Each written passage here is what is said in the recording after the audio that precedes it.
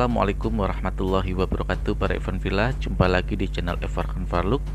Kali ini saya akan membawa topik tentang video reaction yang dilakukan oleh MN di Warani channel ya, channelnya Warani.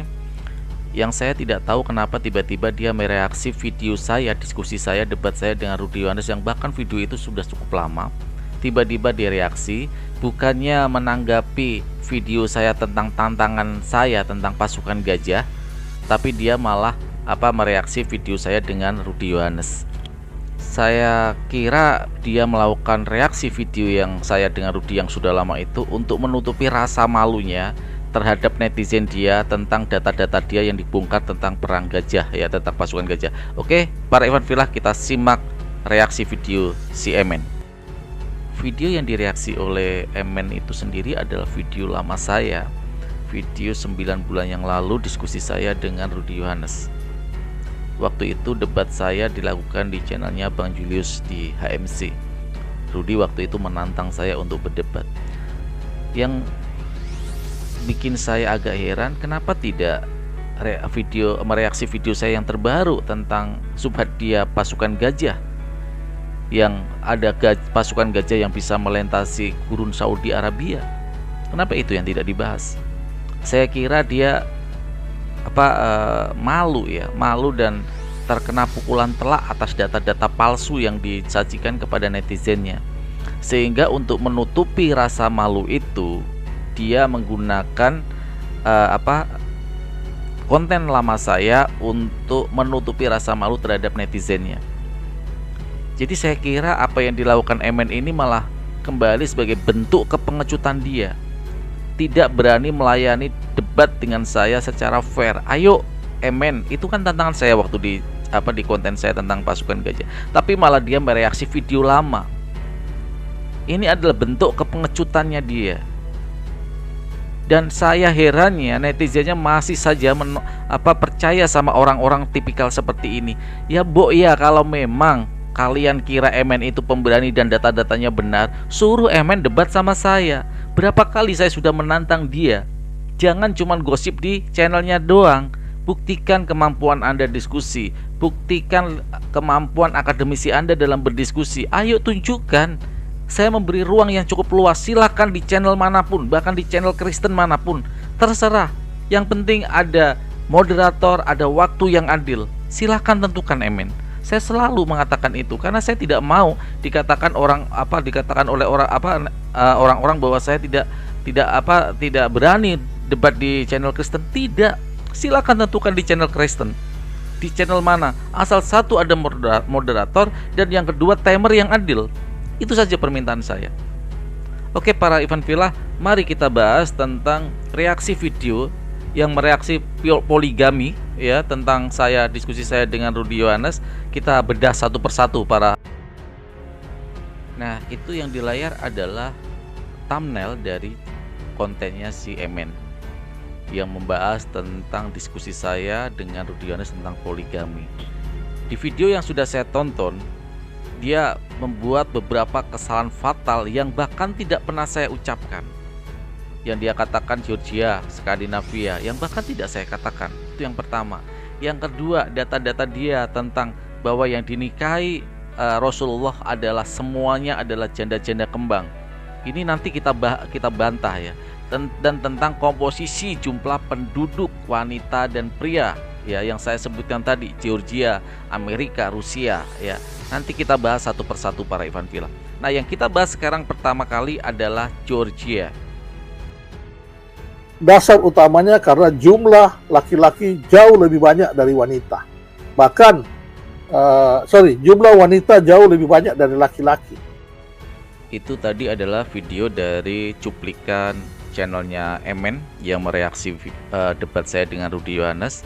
Sengaja saya pendek, saya menghindari nanti tuntutan ya copyright, karena harus di bawah 10 detik ya peraturannya itu untuk supaya tidak kena copyright. Nah, kita buktikan sekarang penduduk Georgia wanita lebih banyak daripada laki-laki dengan data resmi. Oke, kita kasih datanya buat MN dan netizennya. Para Evan Villa, silakan lihat di layar ya. 8 negara Eropa dengan populasi wanita single terbanyak. Di situ ada Armenia, ya. Terus ada Belarusia, ya, ada Belarusia juga di situ. Ada Estonia, dan juga yang keempat Georgia. Seperti yang saya katakan, ya. Di sana Georgia terletak di antara benua Eropa dan Asia. Georgia memiliki sekitar 4 juta penduduk, 52%-nya diantaranya merupakan wanita. Kalau MN dan netizennya bilang, oh data itu adalah data dari nggak resmi dari media, mari kita kasih data resmi dari BPS mereka atau dari Badan Sensus Georgia. Demografi Georgia atau negara Georgia. Silakan Ivan Villa lihat di situ ya. Saya mau rubah ini sebenarnya bahasa Inggris ya. Dari bahasa Inggris sebenarnya nih. Jadi saya terjemahkan ke bahasa Indonesia. Saya translate ke bahasa Indonesia. Di situ tertulis demografi Georgia. Jadi resmi ya. Di situ bisa diunduh PDF-nya juga. Ini bentuk populasinya ya, yang di samping kanan itu ada populasinya. Bisa dilihat populasi dari negara Georgia ya. Di situ tertulis wanita dan pria, jumlah komposisi penduduknya. Jumlah penduduk komposisi wanita adalah lebih banyak daripada laki-laki. Ya, ini resmi ya. Resmi, angka kelahirannya banyak perempuan juga di situ, banyak kelahiran wanita, bayi perempuan lebih banyak daripada bayi laki-laki. Di situ juga ada angka kematiannya 0,96 per 1 wanita. Jadi artinya laki-laki lebih sedikit. Saya juga barusan komentar saya di channelnya si MN dibalas, dan dia bersedia, para Ivan Villa, dia bersedia untuk berdebat dengan saya jam 9 malam. Tapi saya sudah tanya topiknya, belum dijawab sampai saat ini ya. Sudah dijawab sama dia dan dia bersedia nanti jam 9. Kita tunggu saja nanti malam benar nggak si MN berani untuk berdiskusi dengan saya, karena ditanya topik belum dijawab, dan bukan sekali ini saja dia bilang iya di kolom komentarnya, ternyata tidak terjadi debat ya atau diskusi. Oke, para Ivan Villa, sebelum kita lanjutkan, simak dulu iklan berikut ini. Karena apa? Karena channel saya menerima iklan. Silakan Anda yang punya produk iklankan di channel saya.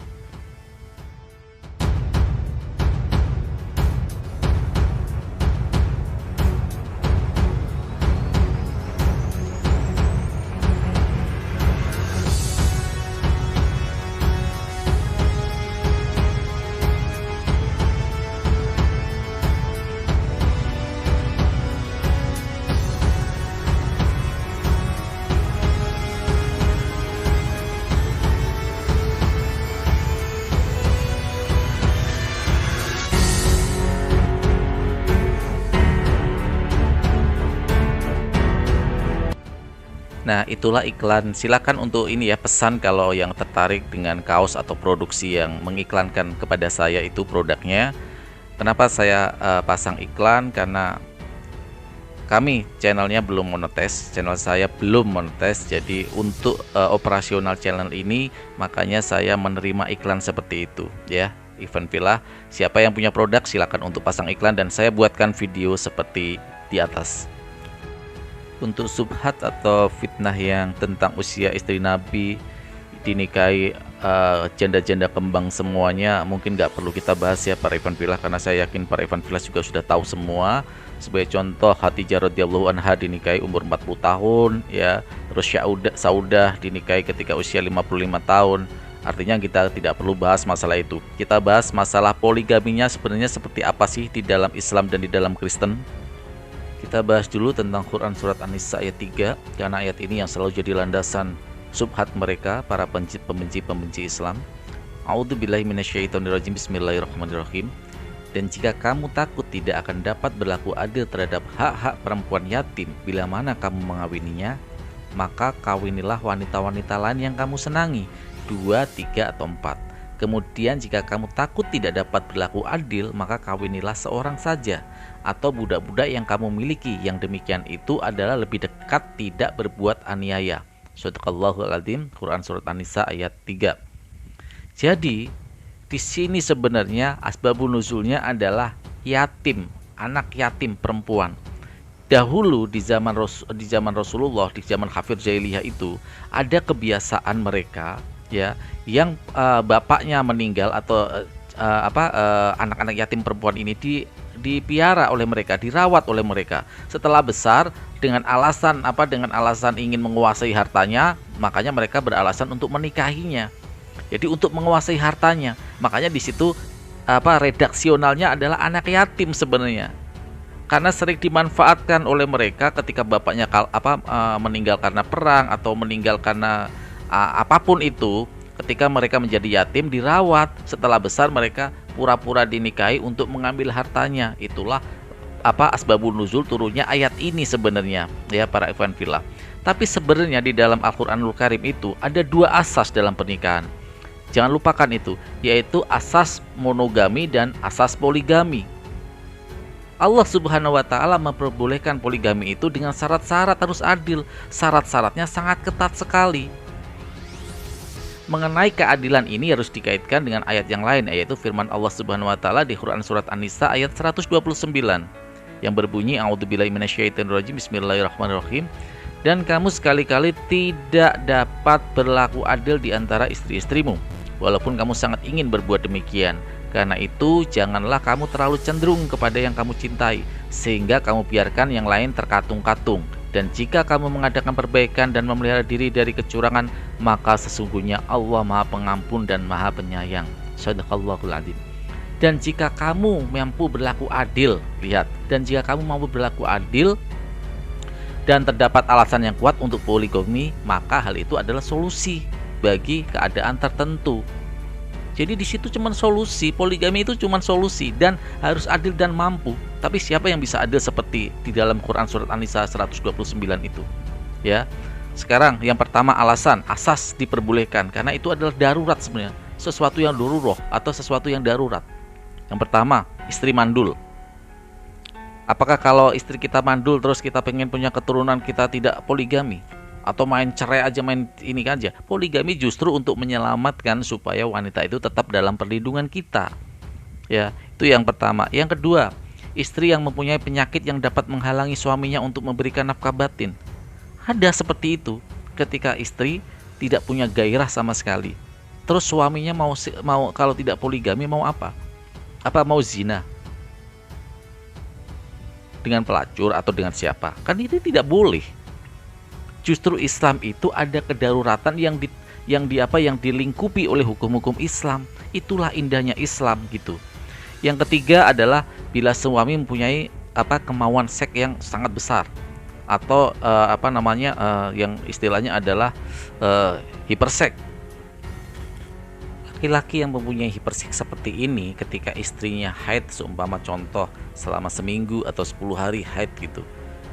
Laki-laki yang punya hiperseks, gairah seks yang luar biasa tinggi ini ditakutkan akan berbuat zina. Makanya ada darurat, yaitu poligami. Itu darurat sebenarnya. Dan ini sangat sulit dilakukan ketika kembali kepada Quran surat An-Nisa 129 ya. Terus bila suatu daerah yang jumlah perempuannya lebih banyak daripada laki-laki, sehingga apabila tidak poligami mengakibatkan banyak wanita yang berbuat serong. Ya, wanita itu juga punya nature insting, gairah seksual juga. Makanya ini ada darurat suatu daerah ketika wanitanya lebih banyak daripada laki-laki. Coba kalau tidak ada poligami, di daerah tersebut mau apa? Perempuannya mau zina. Perempuannya mau melakukan hal apa untuk memuaskan gairah seksual itu? Karena wanita juga fitrahnya adalah mempunyai nature insting gairah seksual gitu loh. Itu sebenarnya jalan darurat yang diberikan oleh Islam. Terus yang kelima, asas kenapa poligami darurat itu adalah melindungi seorang perempuan dari fitnah atau gangguan orang lain. Sebagai contoh, janda-janda ya yang belum menemukan jodoh, biasanya lebih banyak timbul fitnah-fitnah di sini terhadap mereka. Ini yang Islam melindungi. dari harkat wanita, dari hal-hal kemudorotan, terjadi perzinahan, terjadi seks bebas yang akhirnya banyak menimbulkan penyakit. Contoh penyakit AIDS yang sampai saat ini belum ada obatnya. Terus kekacauan nasab. Kalau tidak dalam pernikahan yang sah, itu anak siapa sebenarnya? Nasabnya tidak jelas. Ini berbahaya sekali kalau nasab tidak jelas ini, akan mengacaukan tatanan masyarakat di situ. Coba kalau masyarakat di situ semua seks bebas semua, itu kamu anak siapa, kamu anak siapa, akan terjadi kekacauan sosial di sana. Itu kenapa Islam memberikan poligami sebagai darurat. Ingat, pintu darurat. Kalau tidak ada darurat ya tidak poligami. Dan pada hakikatnya toh sampai saat ini, tunjukkan bukti suatu negara, suatu masyarakat yang mayoritas Islam bahwa poligami lebih banyak daripada monogami. Kan itu aja sebenarnya secara data. Silakan tunjukkan buktinya. Kalau ada daerah Islam yang mayoritas Islam yang poligaminya lebih banyak daripada monogami. Kenapa yang dibahas poligami padahal itu jalan darurat. Sebagai contoh ketika saya kasih analogi ya, karena saya kan suka analogi. Sebagai contoh ketika kita di supermarket kan ada jalan darurat untuk kebakaran tuh. Itu cuma darurat. Kalau jalannya masih jalan biasa masih bisa dilalui dan aman, yang pakai jalan biasa. Ini analoginya Kristen sukanya lewat jalan darurat terus.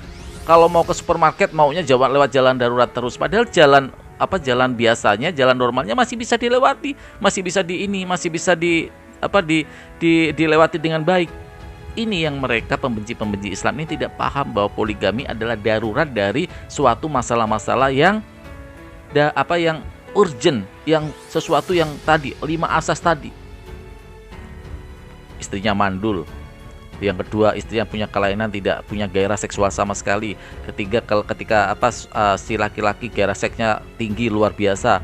Yang keempat, suatu penduduk di situ tidak jumlah laki-lakinya lebih sedikit daripada jumlah wanita, dan itu banyak ditemukan di negara-negara sampai saat ini, banyak ditemukan seperti itu. Artinya di sini poligami itu darurat, poligami bukan kewajiban. Karena di sana ada di dalam Quran surat An-Nisa yang lain dikatakan bahwa apakah kamu mengira bisa berlaku adil terhadap mereka?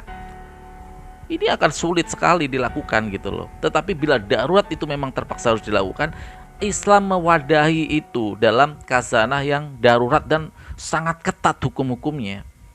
Bahkan di dalam hadis Rasulullah SAW, ketika ada orang nanti poligami dan dia tidak adil, jalannya akan mereng, jalannya akan berat sebelah, terseok-seok di akhirat kelak. Jadi memang resikonya sangat berat, sangat besar buat yang melakukan poligami dan tidak melakukan keadilannya gitu, para ikhwan fillah ya. Oke, sekarang dari Islam sudah kita bahas. Sebenarnya dari Kristen seperti apa sih? Mereka selalu mengatakan hal-hal seperti itu. Yuk kita bahas dari kekristenan. Sebenarnya para debater Kristen ini sangat naif sekali ketika membahas tentang poligami. Naif dan munafik kalau menurut saya. Saya pernah membuat tantangan kepada mereka dan mengatakan kepada mereka, silahkan tunjukkan satu ayat di dalam kitab kalian yang mengutuk dan menghujat poligami. Satu ayat saja yang clear dari Perjanjian Baru maupun Perjanjian Lama, dan mereka tidak pernah bisa menunjukkan kepada saya. Itulah kemunafikan, kenaifan mereka ya. Oke, mari kita bahas di kitab Ulangan 21 ayat 15 dan 16, juga di Keluaran 21 ayat 10. Beberapa aturan hukum beristri lebih dari satu itu ada di kitab-kitab di ayat-ayat tersebut. Ini bukti kalau Bible tidak pernah melarang poligami. Jadi aturan-aturan poligami itu ya tidak pernah dilarang di dalam kitab mereka. Karena apa? Pelaku poligami pertama kali justru dilakukan oleh Lameh. Ini ada di Kejadian 4 ayat 19. Juga dalam Ulangan 25 ayat 5 disebutkan, jika suami meninggal, maka sang istri harus dinikahi oleh saudara lelaki sang suami. Jadi gini nih. Jika suami meninggal, istri dinikahi oleh saudara laki-laki. Jika seumpama saya punya saudara laki-laki saya meninggal, istrinya tuh harus saya nikahi. Walaupun saya sudah punya istri misalnya, harus dinikahi. Artinya di sini malah disuruh untuk berpoligami karena kewajiban itu. Jadi perkawinan antara janda dengan ipar ini di Bible disebut kewajiban perkawinan ipar. Jadi di sana tuh ada, bahkan ada yang lebih lucu di sana. Di ayat itu penjelasannya, jika saudara ipar sudah beristri, ia harus mempoligami janda iparnya. Ya, harus mempoligami. Jika saudara ipar itu menolak menikahinya dengan alasan tidak suka, ia dihukum oleh tokoh Nasrani dengan cara diludahi mukanya. Ini ada di Ulangan 25 ayat 9. Jadi kalau kamu menolak nih untuk menikahi janda dari kakak kalian atau ipar kalian, kalian diludahi. Ini kan lucu, aturan lucu. Tapi ini memang terjadi di kitab mereka ada, dan mereka munafik. Ada kitab-kitab ayat-ayat seperti ini, mereka munafik. Nah, di dalam Bible juga ada yang puisi-puisi tentang poligami. Contoh di Kidung Agung 6 ayat 8 sampai 9. Permaisuri ada 60, selir 80, dan darah-darah tak terbilang banyaknya. Tetapi dialah satu-satunya merpatiku, idamanku, satu-satunya anak ibunya, anak kesayangan bagi yang melahirkannya. Putri-putri melihatnya dan menyebutnya bahagia. Permaisuri-permaisuri dan selir-selir memujinya. Ini ada di kitab mereka sendiri, yaitu di kitab Kidung Agung 6 ayat 8 dan 9. Jadi mereka itu banyak sekali, belum ayat-ayat yang lain ya. Ketika Ibrahim poligami. Apalagi Sulaiman, apalagi Nabi Daud alaihissalam, semuanya. Ini anehnya mereka, munafiknya mereka. Di kitab mereka begitu banyak, bahkan gundik-gundiknya nggak terhitung jumlahnya. Jadi para Ivan Villa, mereka ini seperti menampar muka mereka dengan tai mereka sendiri ketika membahas poligami. Tapi orang-orang munafik seperti ini, orang-orang yang cuma kebencian di hatinya, tidak mau berlaku jujur terhadap kitab mereka sendiri. Ya karena mereka memang sebenarnya adalah orang-orang yang memang sebenarnya perusak agama Samawi. Perusak agama-agama Samawi dia. Makanya agama Samawi tidak pernah ajaran-ajaran sebenarnya itu tentang poligami itu diusik-usik, tidak pernah dijelek-jelekan, nggak pernah. Karena nabi-nabi sebelumnya juga melakukan hal tersebut. Ya para Ivan Villa, mungkin cukup kali ya Ivan Villa ya saya bahas ini, karena terlalu panjang juga, nggak penting juga si Emen itu.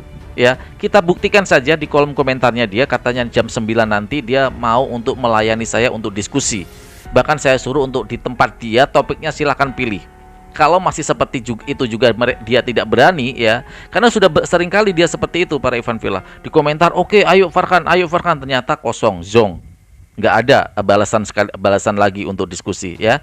Kita tunggu saja keberanian dari si Emen ini membuktikan kejantanannya. Kalau tidak mau dikatakan banci atau bencong ya, tunjukkan kejantanan Anda kepada netizen Anda bahwa otak Anda nggak otak kosong gitu ya.